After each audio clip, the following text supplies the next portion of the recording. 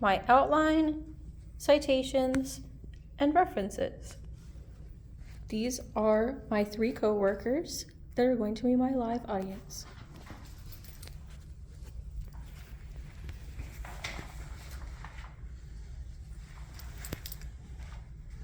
The Smithsonian referred to this man as the Elvis of bad boy chefs. Today, I will be giving you information about Chef Anthony Bourdain. There are 3 main topics about Anthony I will discuss. I will start by discussing his culinary beginning. Then I will move on to discuss his career as a professional chef, author, and TV personality. And finally, I will finish by informing you about his impact on the culinary world. So let me begin by telling you about Anthony's culinary background.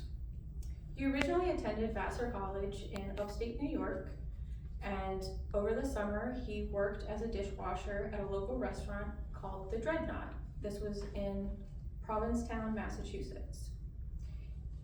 He eventually started working as a prep cook, and then he moved on to working one of the stations in the restaurant.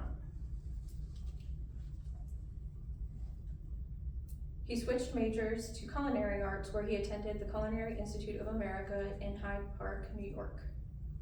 He graduated from CIA in 1978. Now let's move on and discuss his role as a professional chef.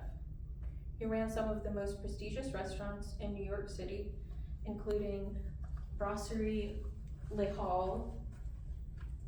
This is him shortly after his graduation from CIA. And this is him when he was working at Brasserie Le Hall. He wrote many books, including his most well-known, Kitchen Confidential. According to Berg, author of Utopia Lost, the cultural incorporation of the subcultural kitchen, the publication of Anthony Bourdain's memoir, Kitchen Confidential, Adventures in the Culinary Underbelly, marked a turning point in the representation of chefs and cooks in popular media. Bourdain, although by no means the first celebrity chef, introduced a new image, what I call the chef underground.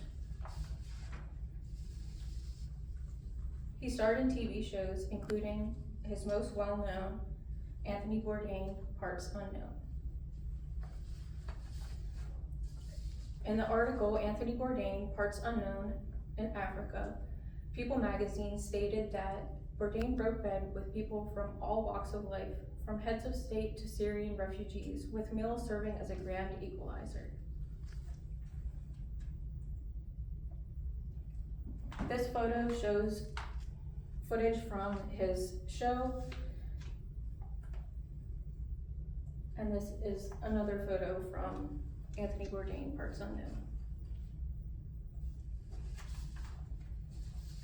Finally, I will finish by informing you about his impact on the culinary world. He gave you the raw, unfiltered, messy version of what it's like to be a chef through his books, his shows, and in life. He did not sugarcoat the crisis of mental illness and substance abuse in the kitchen. As stated by Bourdain in his book, The Nasty Bits, there is no deception more hypocritical, more nauseating, more willfully self-deluding than the industry-approved image of the chef. We all know who is doing the heavy lifting, who's making that nice risotto and with white truffles and porcini mushrooms, the pan-seared hamachi with sauce vierge, the ravioli of beef cheeks with sage and sauce madere. We know to our eternal shame who is more likely to show up every day, dig in, do the right thing, cook conscientiously, endure without complaint, our perennial unrecognized coworkers from Mexico, Ecuador, and points south. Unfortunately, Bourdain took his own life in France in 2018. I just told you about Chef Anthony Bourdain. I started by giving you information on his culinary beginning. Then I informed you about his role as a professional chef, author, and TV personality.